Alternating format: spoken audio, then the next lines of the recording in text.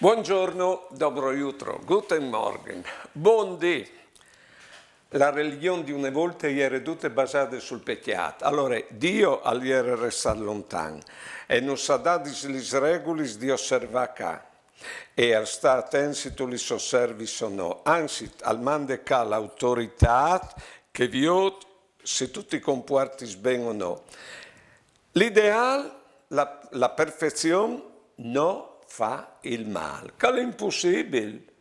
È impossibile, di modo che si viveva sempre con un senso di colpe e con la paura di là all'inferno. Calcolin invece di una spiritualità che non partisse dal no fa male, ma dal fa il bene, perché dal giudizio universale non nomena il male, il Signore, al nomena il bene che tu hai fatto a chi altri o che non tu hai fatto a chi altri.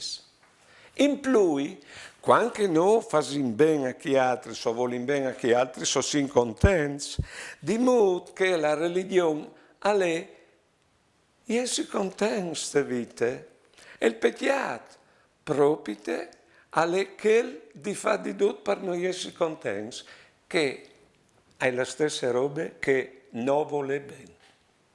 Buone giornate e buone vite.